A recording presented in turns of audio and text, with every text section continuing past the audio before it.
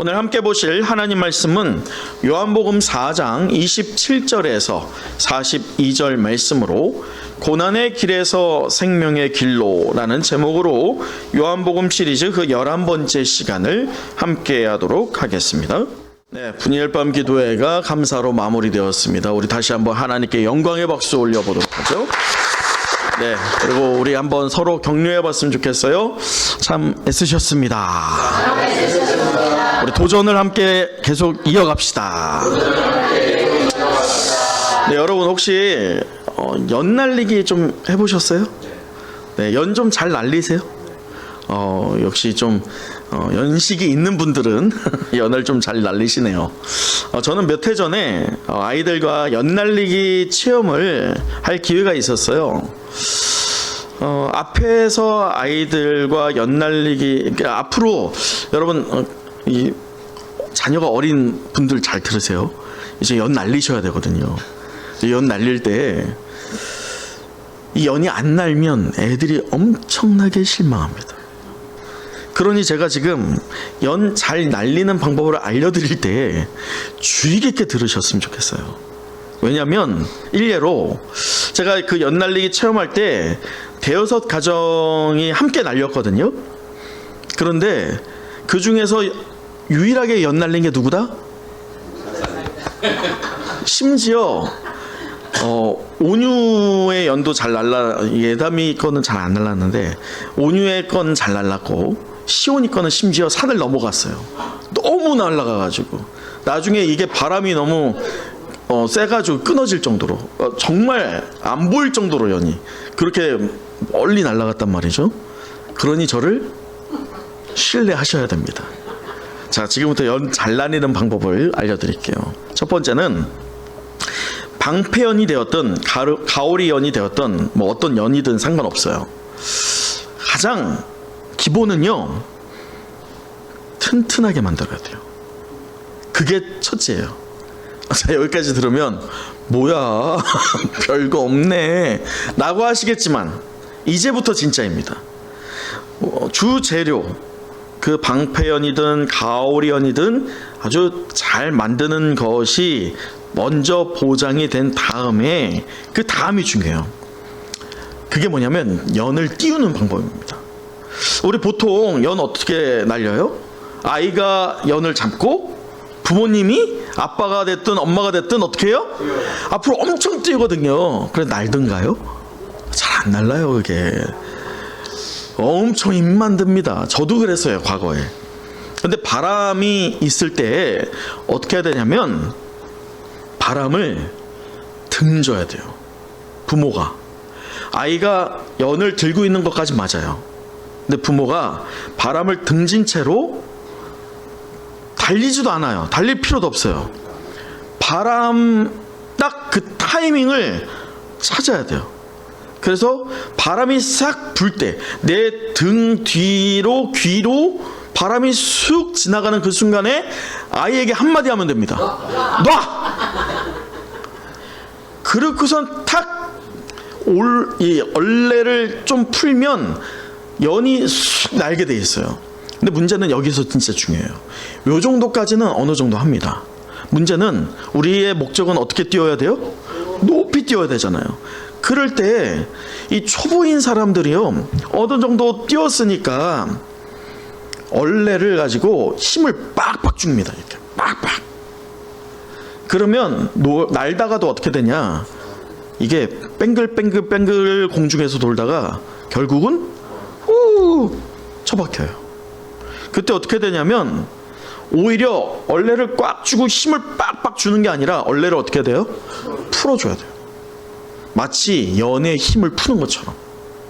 그러면 그 바람에 이렇게 생각하면 아주 편해요. 뭐냐면 바람에 연을 얻는다. 그러면 바람이 연을 가지고 갑니다.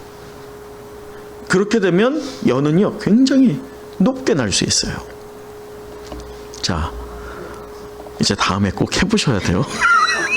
아, 목사님 왜 안 되냐고 저를 부르세요. 제가 한번 해드릴게요. 자, 그럴 때 우리 분이엘밤 기도회가 마무리가 되었어요. 이번 분이엘밤 기도회는 우리가 믿음의 경주를 달리라라는 제목으로 진행해왔는데 조금 어려운 주제였죠. 고난이라는 주제를 다루며 여러분 무엇을 좀 깨달으셨어요? 전혀 예상하지 못한 마치 교통사고 같은 그러한 고난이나 또 충분히 예상 가능한 자연재해와 같은 그러한 고난을 당할 때에 우리가 어떻게 해야 될까를 놓고 해답을 구해보자면 마치 앞에서 소개했던 연을 날리는 방법처럼 균형 잡히고 튼튼한 연을 만드는 것이 기본인 것처럼 우리가 튼튼한 반석 대신 누구 위에? 예수 그리스도 위에 우리의 신앙을 세워가는 저와 여러분 되어야 할 줄 믿습니다. 그것이 가장 기본이에요. 그리고 두 번째로 연을 잘 띄우기 위한 그러한 방법처럼 우리가 분명히 그 얼레의 힘을 우리가 얼레의 줄을 잡고 힘을 빡빡 주면서 내가 높이 띄우려고 하는 그런 어떤 열정이 있지만 그 힘을 오히려 풀었을 때 얼레의 줄을 오히려 놓았을 때 연이 높이 날았던 것처럼 우리의 인생의 주도권을 내가 잡고 힘있게 빡빡 당기는 것이 아니라 내 인생의 주도권을 어떻게 해야 돼요? 놔야 돼요. 아니 오히려 주님께 드려야 돼요. 맡겨야 돼요. 그러면 하나님의 꿈에 우리의 비전이 얹어져서 하나님의 나라가 저와 여러분을 통해서 확장되게 될 줄 믿습니다.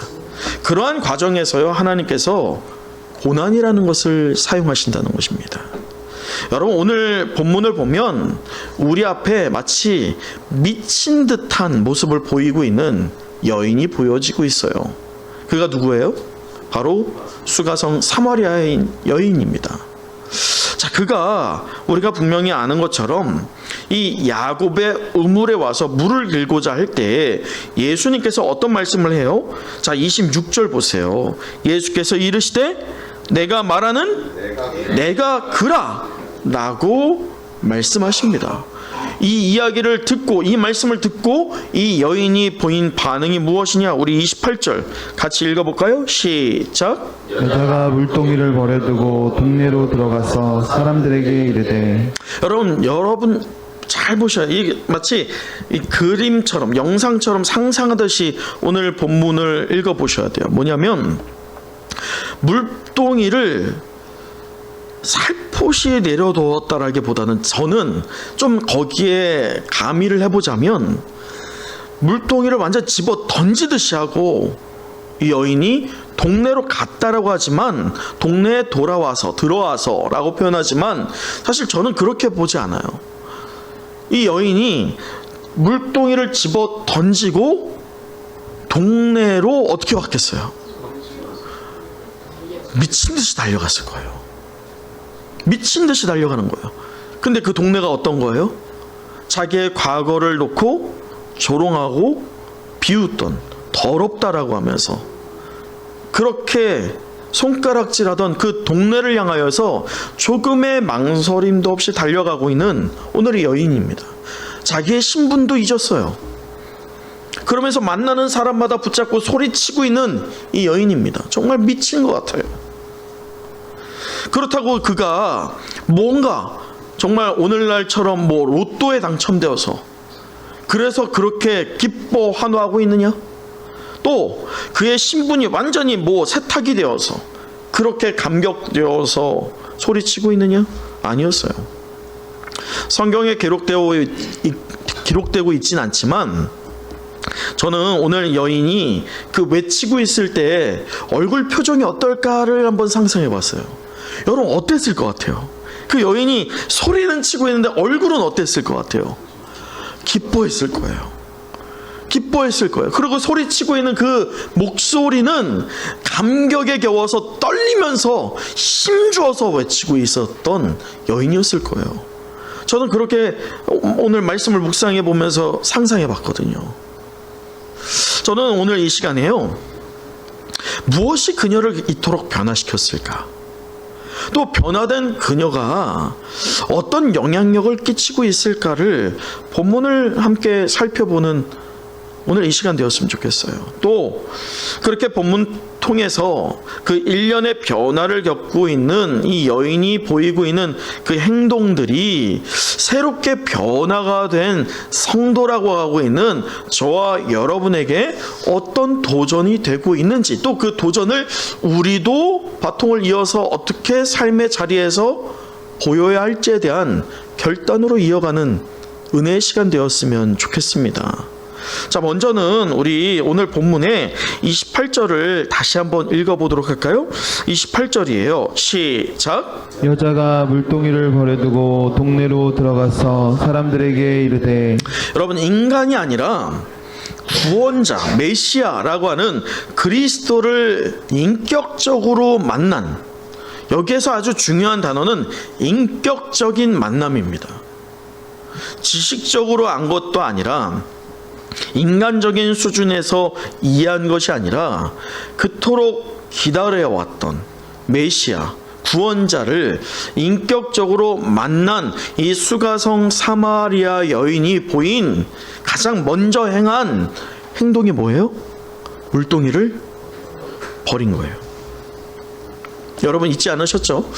이 수가성 여인에게는 처음에 왜 야곱의 물에 왔어요? 물을 기르러요. 목적은 분명합니다. 물을 기르러 온 거예요. 그러나 예수님을 만나면서 예수님께서 행한 모든 일들을 예수님을 통해서 들으면서 그녀는 이때까지 예수님 만나기 전까지 자기의 삶의 한 방편이자 또한 욕구 충족의 도구가 되는 물동이를 쥐고 있었지만, 예수님을 만나고 예수님으로부터 복음을 듣자, 그 안에 성령이 감동하자 그가 미련 없이 그의 삶의 방편이나 그리고 자기가 욕구 충족의 도구라고 여겼던 무엇을? 물동이를 버려두는 거예요. 여러분, 이것이 바로 반석 위에 신앙을 세우는 시작점입니다. 그런데요, 물동이를 버려둔다는 것은 이때까지 그녀에게는 이 삶의 가장 기대할 수 있는 영역이 있다면 바로 물동이에요. 그 중에 하나가. 그걸 버린다는 것은 과거를 청산하겠다는 거예요. 이제 새롭게 변화가 되겠다라고 하는 반응을 보이고 있는 거예요. 사랑하는 성의 영가족 여러분, 그리스도와 이토록 인격적인 만남을 가진 이들은요, 종종 이와 같은 신앙의 반응, 행동을 보입니다. 예수님을 인격적으로 만난 이가 또 있어요. 예수님의 제자들 중에 누가 먼저 만났어요? 물론 요한복음은 좀 순서가 다르지만 요한복음에서 말한 것들과 또한 공간복음을 종합해 보자면, 사실 안드레를 먼저 만나긴 했지만 그 안드레를 통해서 예수님께서 복음을 증거하긴 했지만, 공간복음 전체적으로 볼 때 콜링, 나를 따르라 라고 해야 했던 장면은 어디에서 이루어져요? 배 위에서였어요. 배 위에서, 그 배에서 어부지를 하고 있는 베드로에게 그물을 내리라 라고 할 때 밤이 새도록 그물을 내렸지만 물고기가 한 마리도 없는 거예요. 그럴 때 정말 전문가라고 할 수 있는 베드로도 이건 오늘은 아예 허탕이야 라고 할 수 있는데, 전문가가 아니에요. 비전문가예요. 예수님은 낚시에 잘 모르는 분입니다. 그런 분이 그물을 내리라, 그것을 그대로 따른다, 쉽지 않아요. 여러분, 그래서 요한복음과 절충해 봐야 돼요. 그런데 왜 베드로가 내릴 수 있었냐? 요한복음에서 1차적으로 만났기 때문이에요. 그 인격적인 만남이 겹겹이 한 겹씩 쌓여진 결과 그 배에서 믿음으로 그물을 내리게 되죠. 그 결과 어떻게 됩니까? 그물이 찢어질 정도로 물고기를 얻게 됩니다.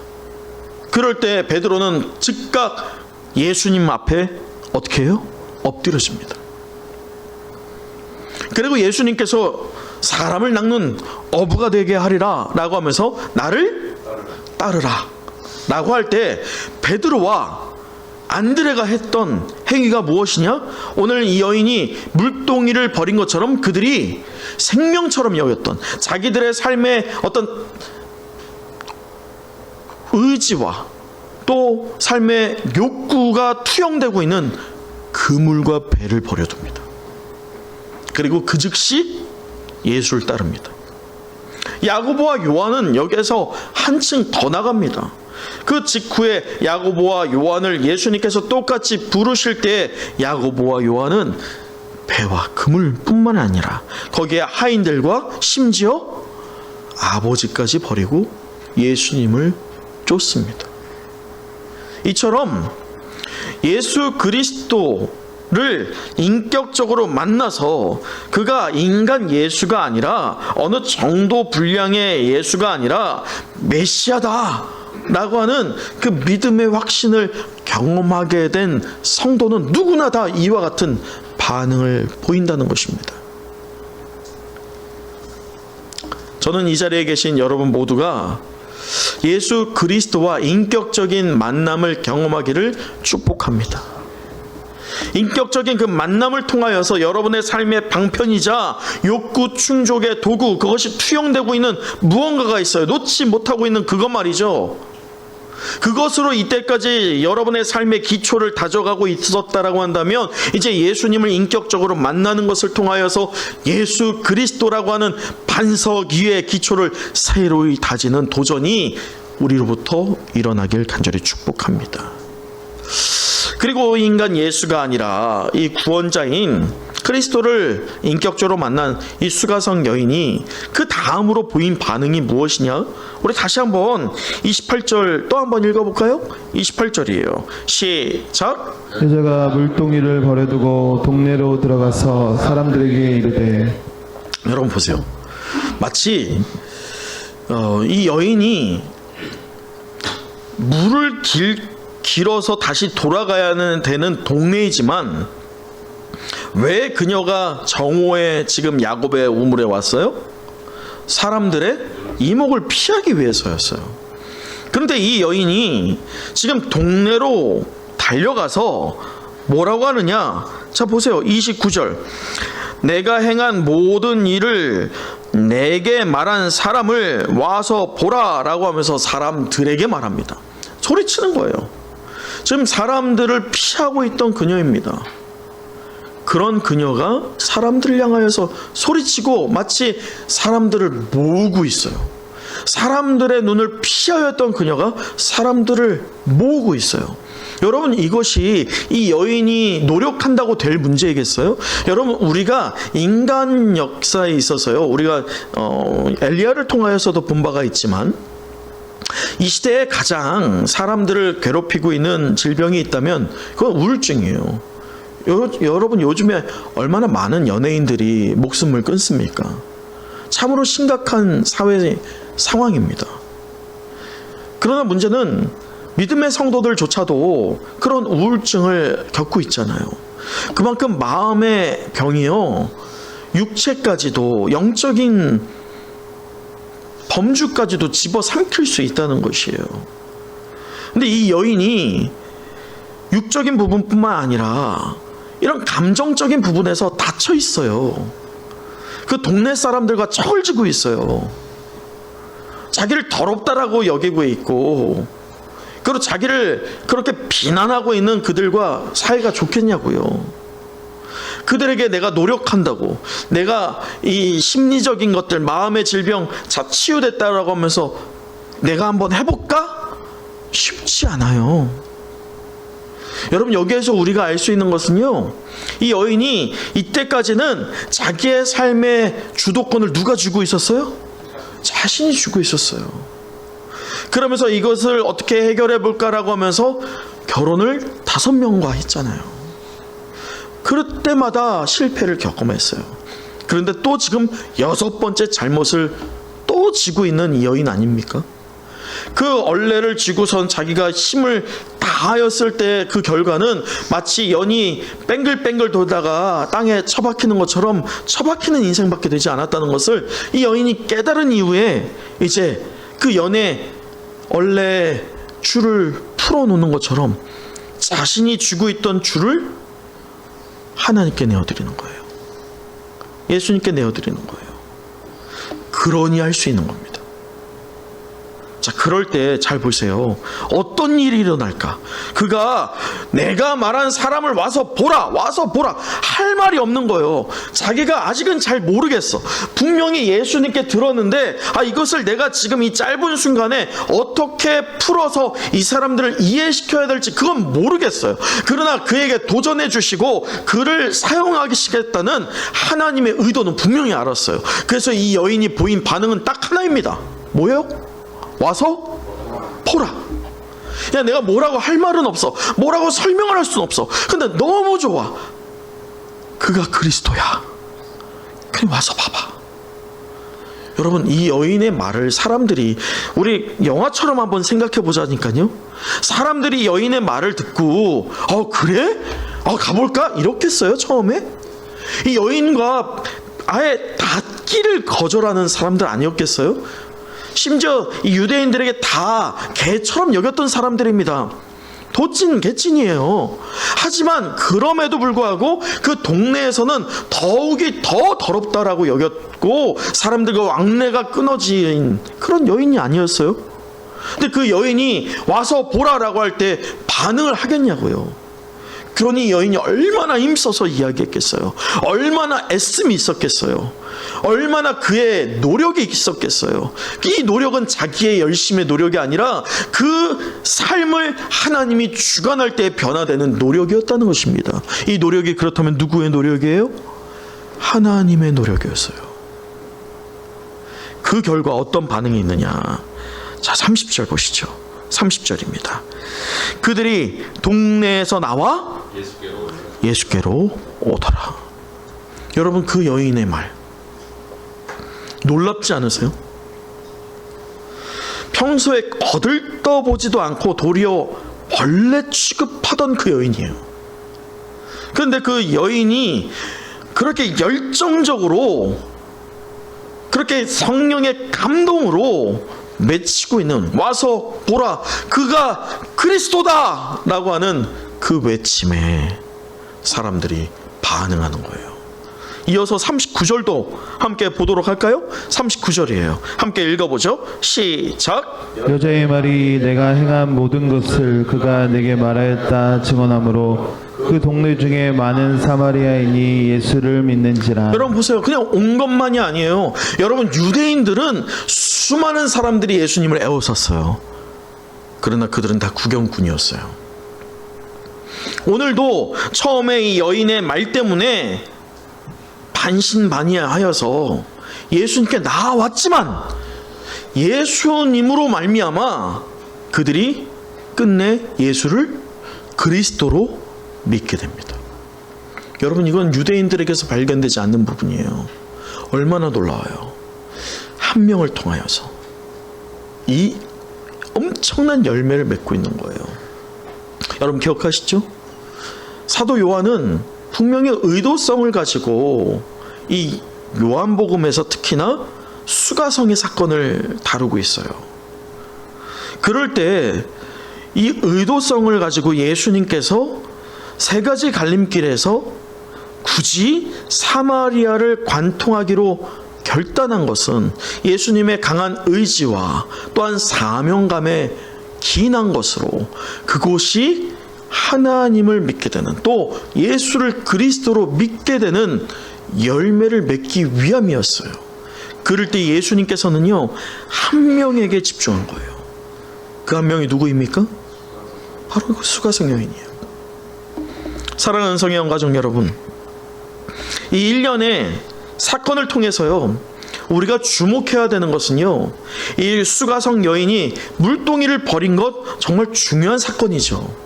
하지만 더 중요한 것은 그 마음 가운데 혐오와 적대감과 또한 노골적인 그 위협을 당하였던 자기의 부끄러움이 가득하였던 이 여인이 그것을 성령의 역사로 영적인 회복을 통하여서 완전히 극복하여서 자기의 허물이 보여지는 과거의 그런 모든 흔적이 그대로 남아져 있는 동네로 들어간 거예요. 과거를 버린, 과거를 더 이상 쳐다보기를 원치 않은 오직 예수님을 바라보기를 결단한 이 여인은 자기의 과거가 남아있는 동네로 들어가서 눈이 어두운 그들에게, 영안이 닫혀있는 자기의 동족들에게 예수 그리스도를 전합니다. 이것이야말로 진정 우리가 주목해야 할 중요한 사건입니다. 저는 은성교회 2025년이 영적 도약의 해가 되기를 간절히 소망합니다. 소수의 몇 사람으로 영적 도약은 일어나지 않아요. 우리가 영혼 구하는 일, 하나님의 백성을 찾는 일, 이것이 우리에게 동시다발적으로 일어나길 간절히 소망합니다. 그럴 때에 오늘 이 수가성 사마리아 여인처럼 하나님의 계획은 실수가 없으시다. 하나님이 나를 택하시고 나를 통하여서 자녀 삼아주시고 또 나를 통하여서도 오늘 수가성 여인이 한 것처럼 우리의 고통의 현장, 가정이 될 수도 있고 일터가 될 수도 있고 우리의 삶의 영역 모든 전방위적으로 죽어가는 영혼들을 바라보게 하시며 그들이 나와 같이 예수 그리스도를 통하여서 새 생명으로 변화되기를 사모하는 저와 여러분 모두가 되기를 간절히 축복합니다. 그럴 때 이 여인 한 명을 통해서 그 동네의 수많은 사람이 예수 그리스도를 믿었듯이 여러분 한 명을 통하여서 하나님께서는 귀하고 선한 열매를 맺어 가실 줄 믿습니다. 여러분, 말씀을 마칩니다. 오늘 우리는 요한복음 시리즈 그 11번째 시간으로 고난의 길에서 생명의 길로라는 제목으로 은혜의 말씀을 나눴는데 우리 마지막 42절 함께 읽어보도록 하죠. 42절이에요. 시작. 그 여자에게 말하되 이제 우리가 믿는 것은 내 말로 인함이 아니니 이는 우리가 친히 듣고 그가 참으로 세상의 구주이신 줄 알미라 아멘. 하였더라. 여러분, 이 요한 사도가 오늘 이 수가성 여인을 기록할 때 호칭이 달라지고 있는 것을 우리에게 보여주고 있어요. 처음에 야곱의 우물에서 이 수가성 사마리아 여인이 예수님을 만날 때 호칭이 뭐였는지 아세요? 한번 9절 볼까요? 9절 보세요. 호칭이 뭐예요? 당신이에요. 당신. 당신으로 말하였던 그 호칭이요, 어떻게 변하느냐? 15절.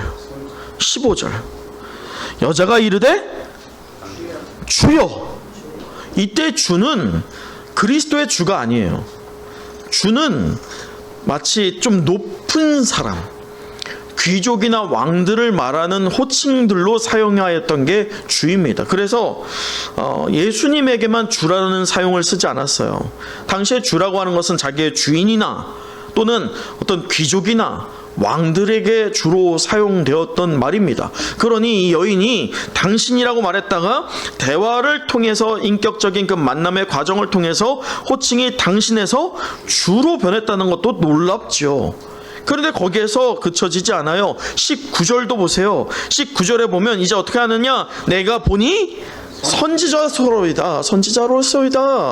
선지자로 변화됩니다.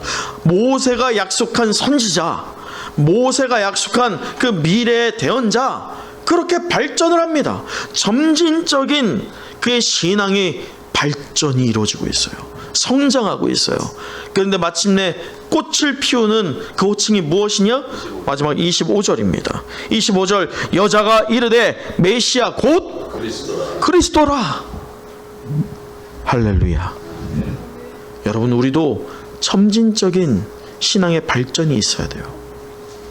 그 자리에 머물고 있는 게 유지가 아니에요. 그 자리에 머무는 것은요, 퇴보예요. 수동적인 것은 신앙이 성장하지 않습니다. 신앙은요, 우리가 분이엘 밤 기도회 때 주제처럼 능동적이어야 돼요. 이 세대가 사탄이 지배하고 있기 때문에 우리가 약하게 소극적이게 그렇게 믿음 생활하면 잡아먹혀버려요. 잠식되어져 버립니다. 그렇기 때문에 우리는 열정이 있어야 되고 능동적이어야 돼요. 여러분 보세요. 하나님께서 그렇게 그 얼레 줄을 잡고 이 여인의 입술을 통해서 예수 그리스도가 누구인지를 점진적인 변화를 통하여서 꽃을 피우고 있어요. 우리도 그렇게 꽃을 피웠으면 좋겠어요. 여러분, 이왕 우리가 신앙생활 하는데 그 신앙생활이, 그 믿음이 우리의 삶에 무언가 큰 힘이 되어야 되지 않겠어요? 막연한 신앙 말고요. 그냥 급할 때 마치 요술램프의 지니를 이렇게 쓰담는 것 같은 그러한 기도 말고요. 예수 그리스도를 인격적으로 만나는 것을 통하여서 점진적으로 확장된 그 신앙이 폭발적인 힘을 내는 그러한 역사가 우리에게 있어야 할 줄 믿습니다. 예수님께서는요, 이 의도적으로 사마리아를 방문할 때요, 며칠 방문했는지 아세요? 40절. 사마리아인들이 예수께 와서 자기들과 함께 유하시기를 청하니 거기서 이틀이에요. 여러분, 이틀 동안 사람이 뭐 얼마나 변하겠어요? 라고 생각할 수 있지만 이건 우리의 착각이에요. 여러분, 우리가 5일, 그래, 5일 중에 뭐 다 참여한 분들도 있지만 아닌 분들도 있고 못 참여한 분들도 있고, 아니 1년 중에 5일 참여한다고 우리 인생이 얼마나 변하겠어요? 까놓고 말이에요. 참여하지 않아도 뭐 큰 차이가 있겠어요? 냉정하게. 하지만요, 이거 분명히 아셔야 돼요. 복음의 역사와 구원의 역사는 소위 세상이 말하는 투자 대비를 따르지 않아요. 단회적인 사건이고 아주 화살이 날아가는 것 같은 짧은 시간일지라도 예수님과 인격적인 만남이 한번 허락되면 그의 심령 가운데 성령이 그를 가만히 내버려 두지 않습니다. 충만함의 역사는 날로 풍성해지고 그의 인생을 새롭게 변화로 이어가게 될 줄 믿습니다. 여러분, 그런 구원의 감격 있으시기를 간절히 축복합니다. 누리시기를 간절히 축복합니다. 자, 아멘 했죠? 그렇기 때문에 이제 본론을 말합니다. 2025년 영적인 도약의 해를 작정할 때 말로는 저는 믿지 못하겠어요. 예수님은 믿겠죠. 다음 주 이 시간에 헌신 카드를 작정하고자 합니다. 우리는 예배와 목양, 선교와 훈련, 다음 세대 5가지 영역의 목표를 두고 있어요. 다음 주에 제가 5가지 영역의 헌신 카드를 만들어 배부할 겁니다. 그럴 때 여러분 기도로 준비하세요. 영적 도약은 그냥 생기지 않아요. 물동이를 버리고 미친 듯이 외쳐야지, 그런 변화가 있어야지 가능한 겁니다. 그처럼 헌신 카드가 큰 역할을 하겠느냐마는 그 작성하는 과정을 통하여서 저와 작성하는 게 아니에요. 누구와 작성하는 거예요? 하나님과 작성하는 것으로 아시고, 다음 주에 안 오는 분이 있으면 안 돼요. 그럼 다음 주에 안 와야지? 안 돼요. 다음 주에 꼭 오셔서 한 주 동안 작정한 걸, 하나님, 내가 어떤 부분에 하나님께 쓰임받는 게 좋을까요? 나를 어떻게 하나님 변화시키시며 또 나를 통해서 어떤 영향을 미치시기를 원하시나요? 라고 그렇게 묻는 여러분의 한 주가 되셨으면 좋겠고, 그렇게 답을 구하신 이후에 다음 주 이 시간에 오셔서 무엇을 작성한다? 헌신 카드를 작성한다. 아멘 아멘. 우리 유경선 집사님의 눈이 아주 힘들어 보이는데 아멘 아멘 할 때 은혜가 있을 줄 믿습니다.